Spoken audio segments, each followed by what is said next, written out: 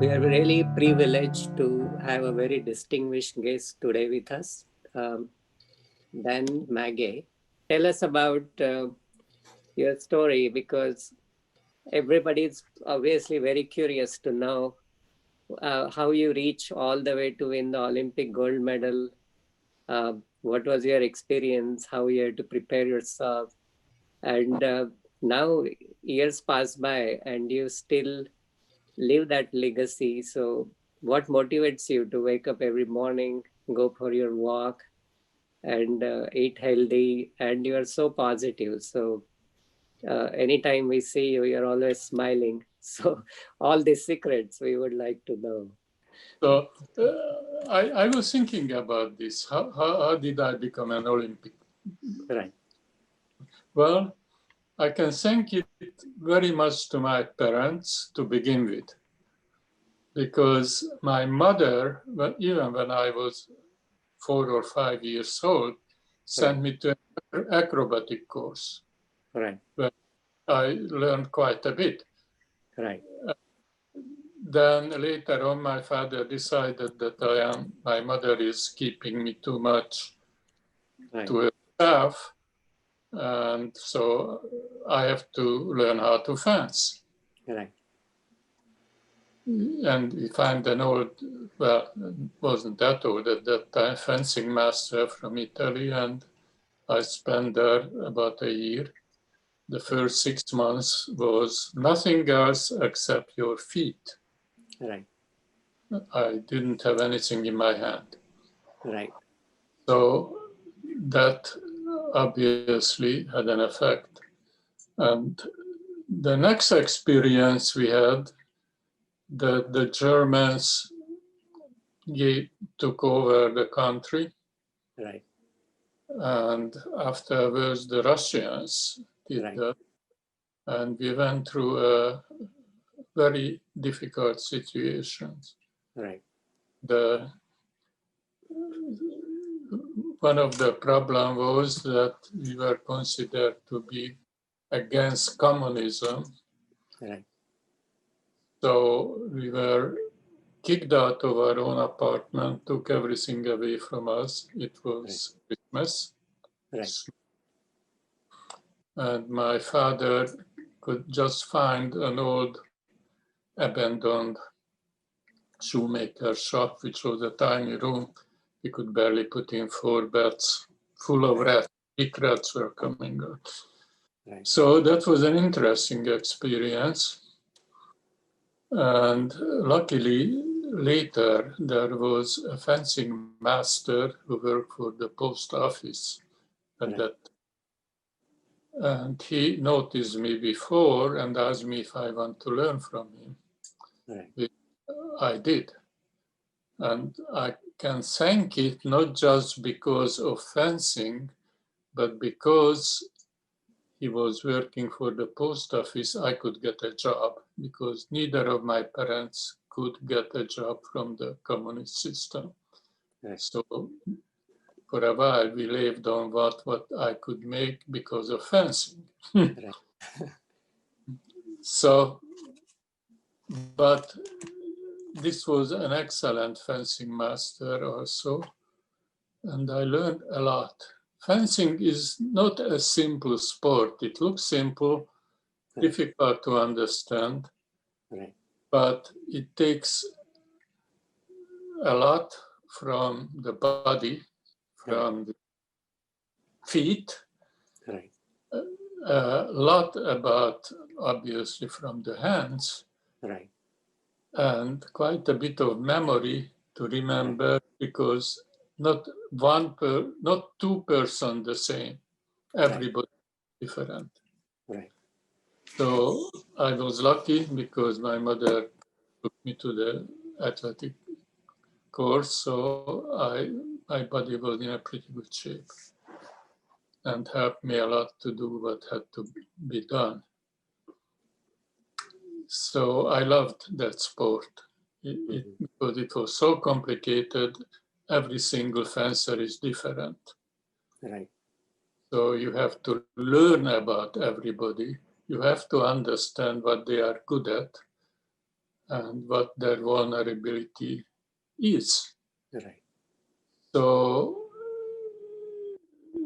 it took quite a bit of remembrance of who is doing what.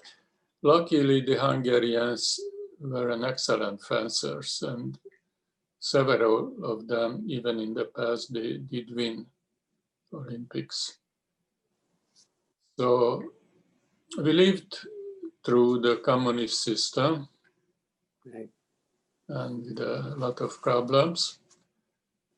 And then I became quite good. Right. So they decided that they would, I will go to Budapest, which is the Capital. yeah, Yeah. and I stayed there for a whole month, not a month, a whole year. Right. And there we friends with the best in the world. They are older people, and there were about 3 or 4 of us young ones Right. who learned and did basically nothing else, just learn and learn and learn. And without continuing on that, luckily, I become part of the team for the Olympics. It's 1956. Mm-hmm. And we left and we won. So that's how I became a gold medal winner. the, the problem was at that time that there, I don't know if anybody remembered that, but in Hungary there was a revolution against communists. Right. That's, and when we left Hungary, Hungary was free. Right. The Russians left Hungary, and so we were extremely happy, and that's how we arrived to Melbourne. After the games were over, the Russians decided to come back. Mm-hmm. So half of the team, the total team was 150, half of that decided not to go back to Hungary. Oh. So we stayed in Australia, and thank God the Americans were extremely, extremely helpful. They interviewed us. They brought us to the United States.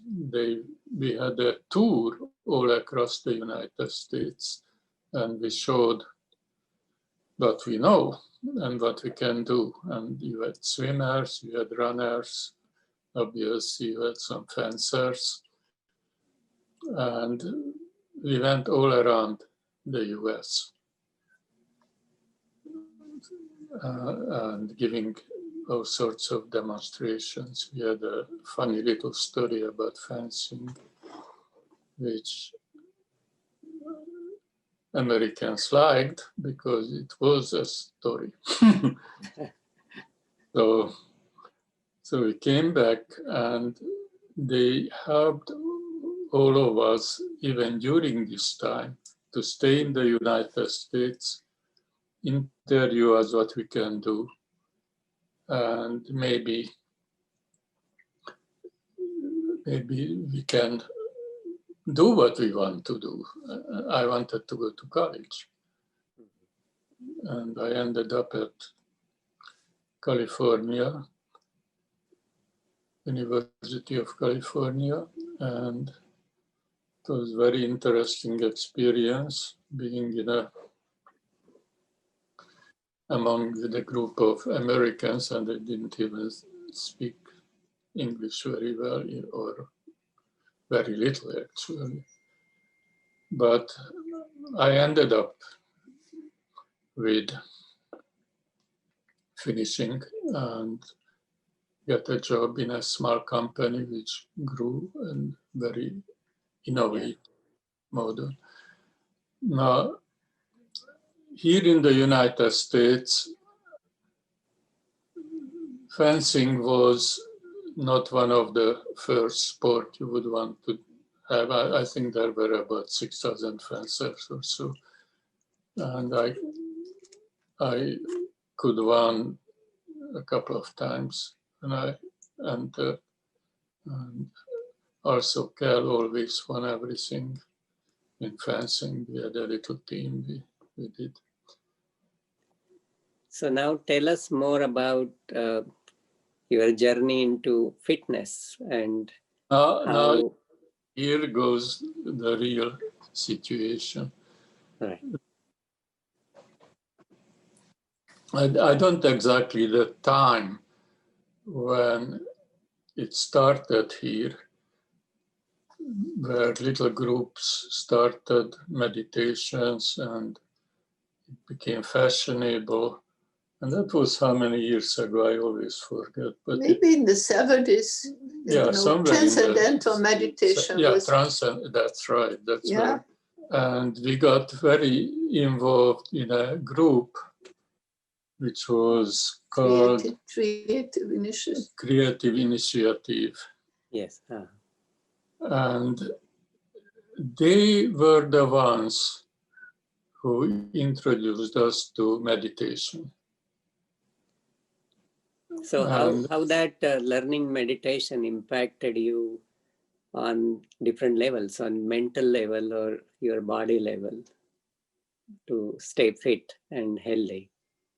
Well, for that I almost have to go back because and I should, because I didn't quite get into that. I actually had a sort of meditation when I was a fencer. Mm-hmm. I used to sit down before the game and really concentrate on what has to get done, who they are, what I have to do. And it was actually some ways very limited, but made me more interested, I think, to learn about meditation, which we started with this group. Right.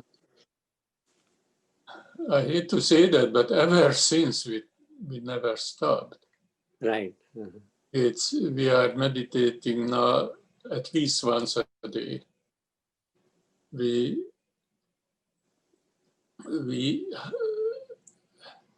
just couldn't even imagine without. Right. It's I can't really describe because I think you know a lot more about it. But to me, meditation helped us ever since. It's hard to describe. It happens different way. We have different people we are listening to who lead meditation also. So now I will ask you another question, that in 60s, then you also started skiing, as much I remember, you told me. So what was that experience like? And what motivated you to go to skiing?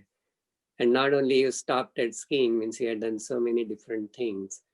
Even with skiing, it's good you brought skiing up, because even there, when you go home at night and you think about, sort of almost meditating about how you were skiing and what you learn from it and what you are willing to do and how to get off.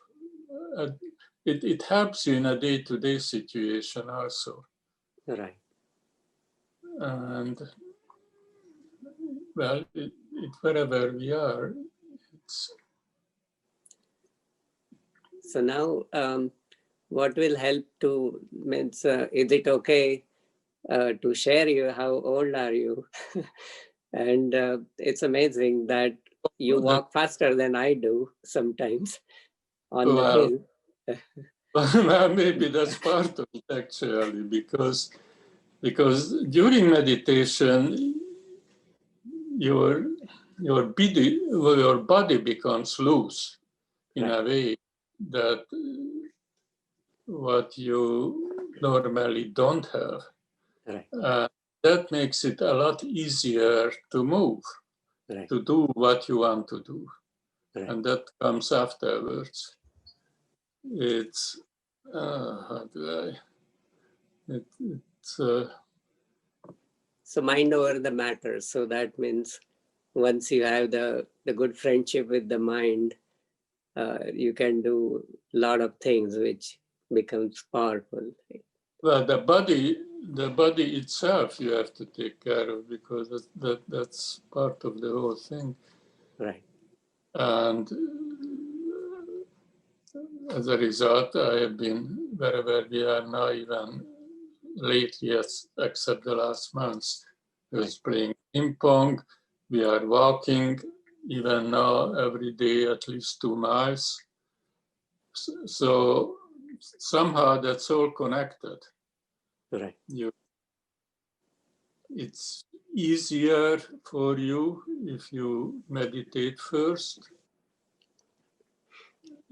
because it's difficult to describe, but the body is looser. Right. And it's easier to move. And again, as I said, it's easier to describe because you feel it. So now somebody suppose want to start walking. Maybe they never walked before.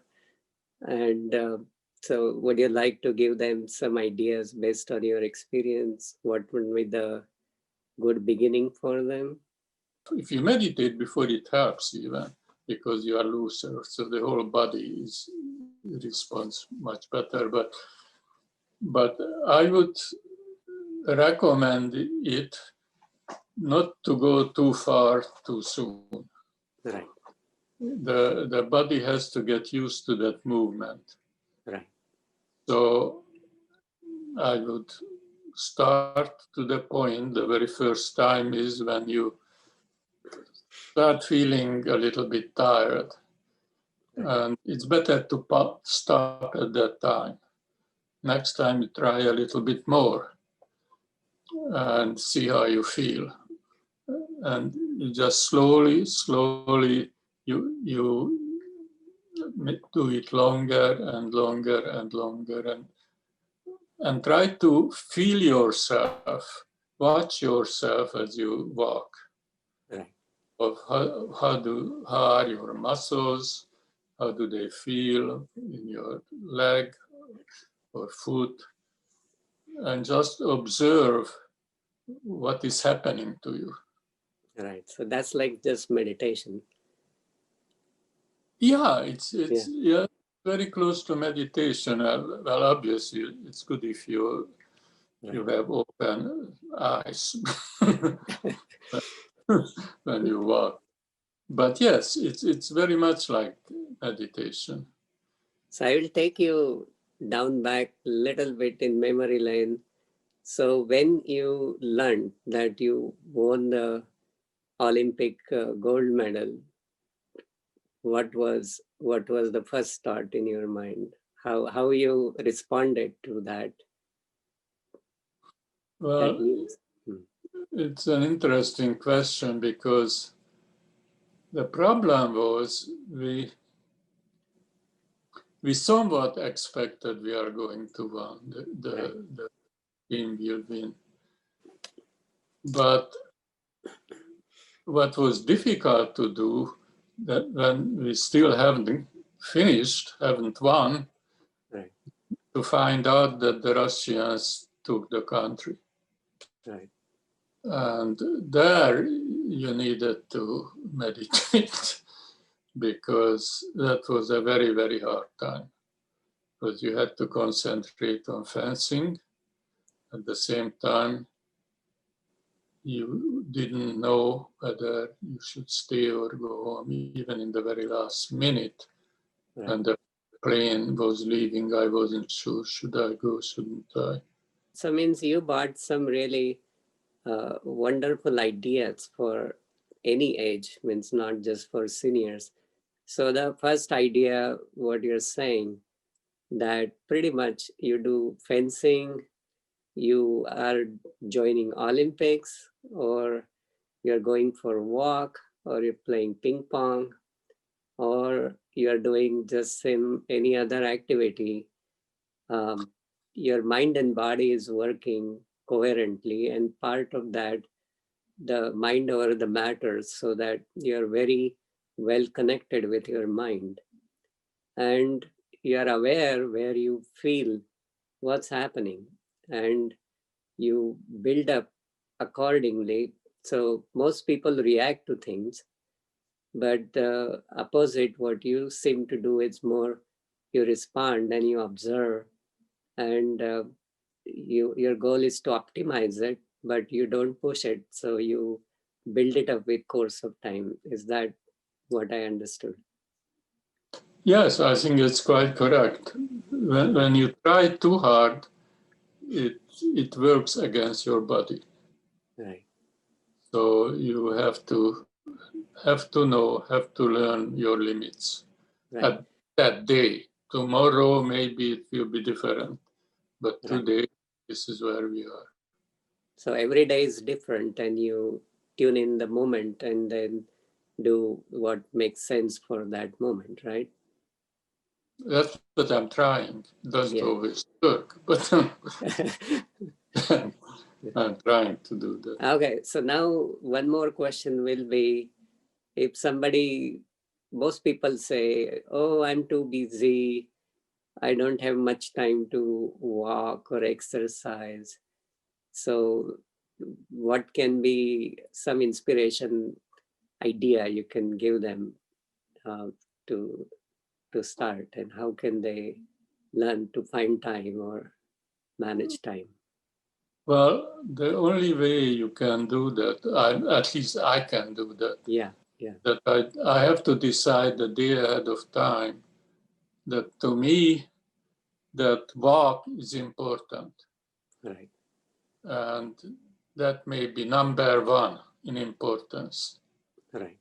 Change it, maybe change the time or change this or change that. But I know that you have to think Right. the day ahead and then confirm it next day in the morning. Right. Yes, that I have to do. Right. That has maybe not the number one, but the number two important part to do during the day. Right. Excuses never work. That's very powerful message. That I like that quote, that excuses never work, and when my fitness is my priority, and when I'm friends with my mind, my body becomes my friend, right? So Yes, when I'm in that state, and unfortunately I have to admit once in a while, right. more than once in a while, I don't do it. I get lazy or whatever comes up. But you can't be 100% perfection. Right. But 80-90% is good enough. So now a couple of people here who are grandparents, and maybe they have vision to pass on something as you did, legendary, to their grandchildren or next generation. So any message you would like to give to them? How can they encourage and maybe help vision their grandchildren or next generation to aspire to do something like you did? The grandchildren are difficult because you have the parents in between. Right. So the parents have to agree. Right. But in that case, if you have that kind of an agreement, then it works. But for a little kid, well, how do I say it? Because I'm thinking of back when I was that little. For example, acrobatics, I was 4 years old. How much I enjoyed it. Actually, I did. I didn't really like it that much that I had to go, but then I sort of liked it when I was doing it. Right. So sometimes if somebody points it out, or if somebody pushes us to do something, maybe it can generate interest and can lead us to a very successful outcome of the perseverance, right? So. And the other thing is, I think you have to, how do I say it? Not forget, but don't get mad at yourself if you did not do what you were supposed to do or thought you are supposed to do. Just right. accept it. Right. Accept it, accept it, accept it, but learn from it. And I like that. Mm-hmm. That's sometimes difficult. Right. Yeah, that's amazing. Not only we learn to accept, but we learn from that acceptance and also from the situations, so that we improve on all these levels. So, so now apart from this,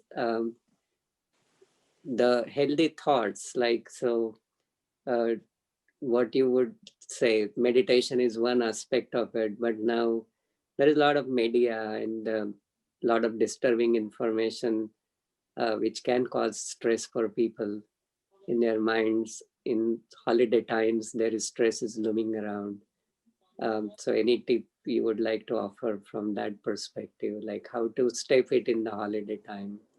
And as you know, a lot of people start, they have their agendas, as we see in the month of January, maybe February, and by March, a lot of those people disappear, and then you're back to same faces you see normally who walk. So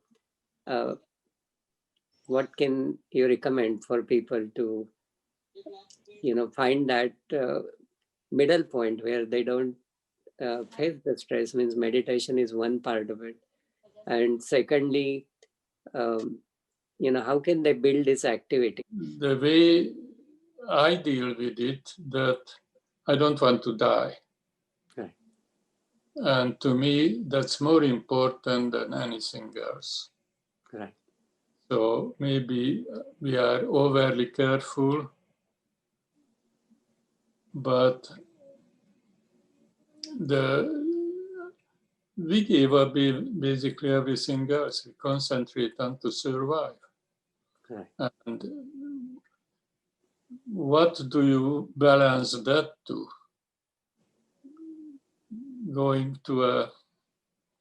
Even just going to a store, if you don't have to, what is your chance? And to me, I rather don't buy something. My question is, how can we inspire people who have both the choice? They have choice to go for a walk, or they have choice to watch television. So how can we inspire somebody so that they make the other choice? They go for a walk. And yeah. Oh, God.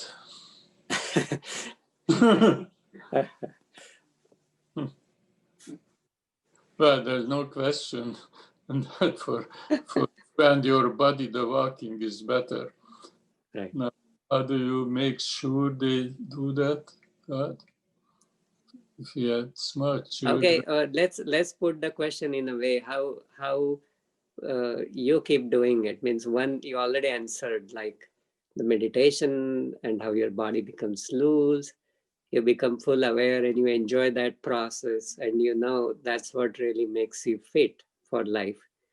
So so anything else you would like to add to that component? Like every morning when you wake up, what really creates that interest, saying, okay, this is my priority. So I guess you already answered it in a way that if it's your priority, you will do it rain or shine. So for us, it's almost the first priority to do our work.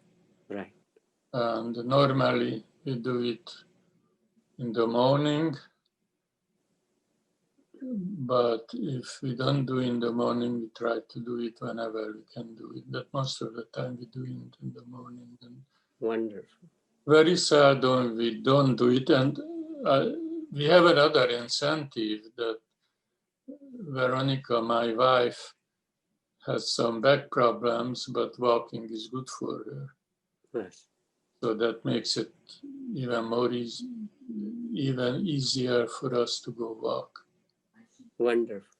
I have a question. I'm so fascinated by your taking up fencing and reaching the gold medal level. So I wanted to understand, so did you meet your opponent for the Olympic finals? Did you ever meet him before? Or if not, how did you assess his weaknesses? How did you assess where you could, sort of overcome him? Is that sort of the inspiration, or how do you judge his weakness and where you can make your strike? Well, that's a very good question, especially for a fencer, because everybody is different. Because of your body is different, because your fencing master is different, and so and so and so. It is absolutely critical that you learn as much as you can by watching your opponent fencing with somebody else. Ah, got it. And see how he reacts to that, how he reacts. It's not just the movement itself, but the speed of the movement.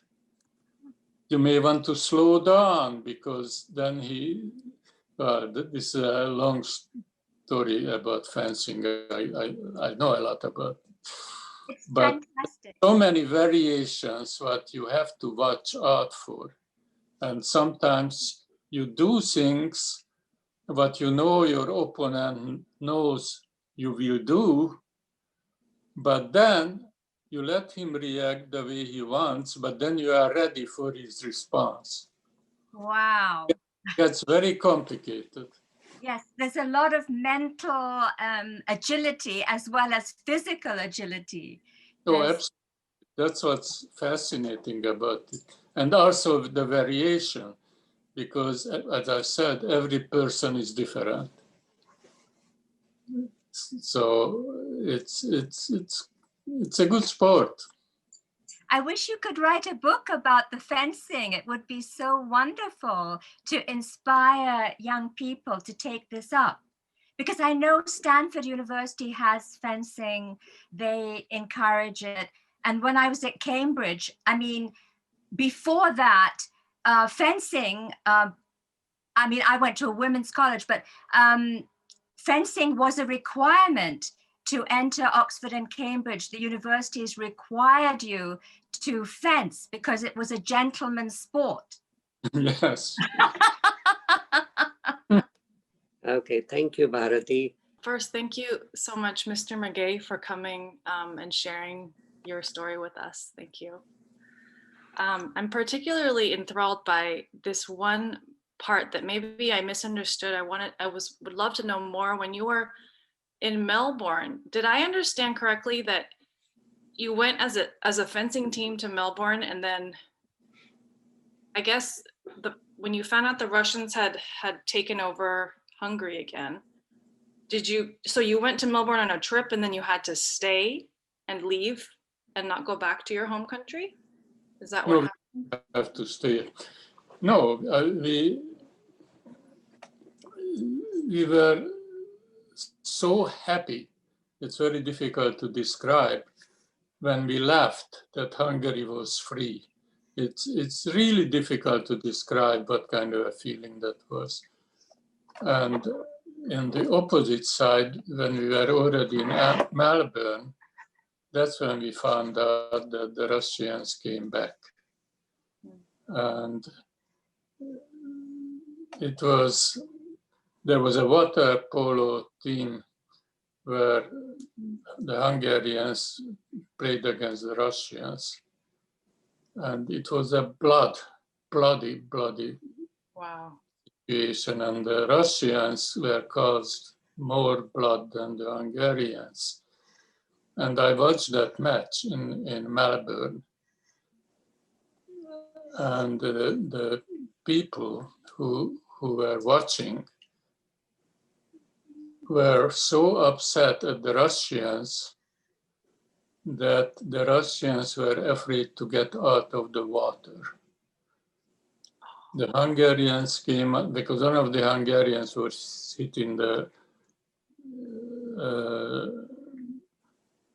eye, and the blood was running down. They even had a full page of Time magazine with the picture.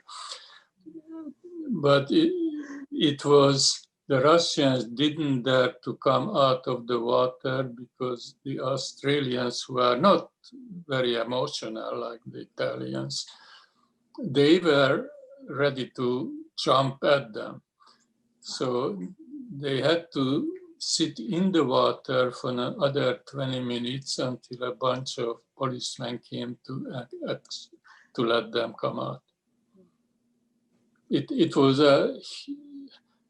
how happy we were. It's very difficult to explain how you felt in Hungary when the revolution won, and what a despair it caused when it turned out that the Russians came down.